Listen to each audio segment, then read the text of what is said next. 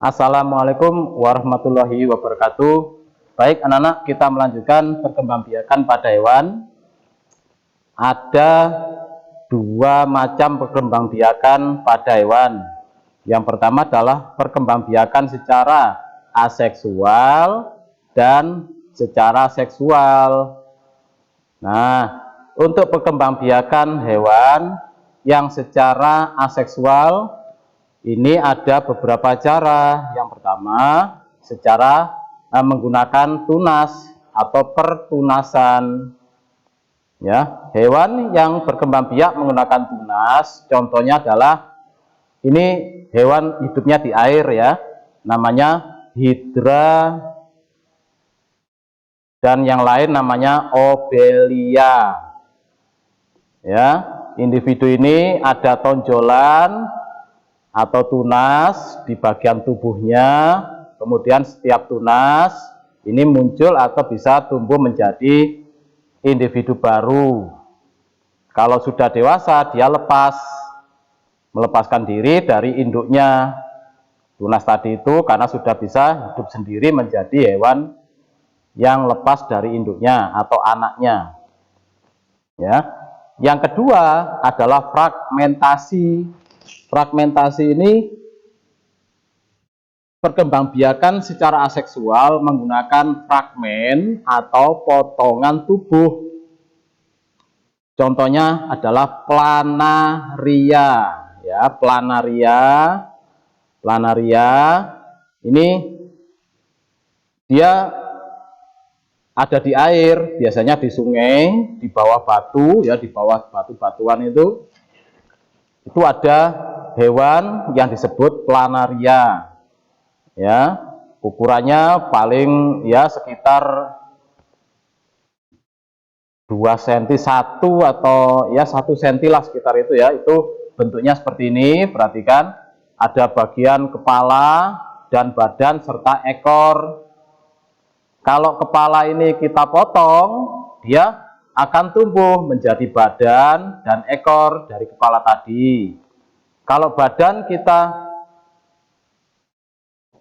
potong, kepala dan ekornya kita hilangkan, badan juga bisa tumbuh menjadi kepala ke atas dan ekornya ke bawah. Jadi ekor pun demikian. Ekor kalau terlepas atau kita potong dari badan dan kepalanya, ekor akan tumbuh menjadi badan dan kepala yang baru. Yaitu namanya fragmentasi. Jadi dia punya kemampuan regenerasi yang besar. Regenerasi itu apa ya istilahnya? Kalau regenerasi contohnya pada hewan cicak, itu ekornya kalau terputus dia bisa tumbuh kembali. Itu regenerasi, menghasilkan kembali bagian yang hilang atau terputus. Itu namanya istilahnya adalah fragmentasi. Yang ketiga adalah partenogenesis. Partenogenesis ini contohnya pada lebah dan kecoa. Ya, lebah dan kecoa. Di mana pada lebah maupun kecoa, peristiwa perkembangan sel kelamin betina menjadi individu baru tanpa melalui pembuahan. Itu namanya partenogenesis. Jadi tidak diperlukan sel gamet jantan, dia sudah bisa menjadi individu baru. Ya, hanya dari sel gamet betina saja. Itu terjadi dialami oleh hewan lebah dan kecoa. Berikutnya, perkembangbiakan secara seksual pada hewan. Ini melalui proses perkawinan antara hewan jantan dan betina sehingga terjadi fertilisasi. Ya, atau terjadi pertemuan antara inti gamet jantan dan inti gamet betina atau inti spermatozoid dan inti ovum yang akan berkembang menjadi zigot. zigot menjadi embrio, dan seterusnya. Fertilisasi pada hewan vertebrata atau hewan-hewan yang mempunyai tulang belakang bisa terjadi secara internal dan eksternal. Internal itu pertemuan antara sel gamet jantan dan betina di dalam tubuh individu. Kalau eksternal, fertilisasi terjadi di luar tubuh dari individu atau hewan tersebut.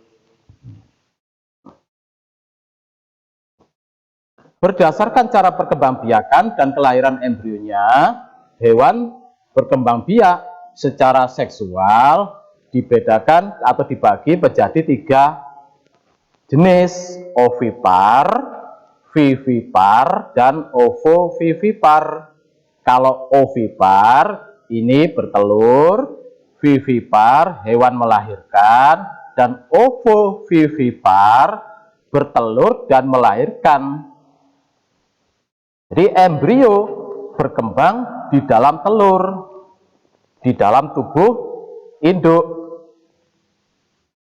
Ya, kemudian setelah cukup umur, embrio akan menetas dan keluar dari tubuh induk seperti melahirkan. Itu ovovivipar. Jadi telurnya berkembang di dalam tubuh induk, kemudian menetas di dalam tubuh induk dan keluar seperti melahirkan, bukan seperti bertelur. Itu namanya ovovivipar.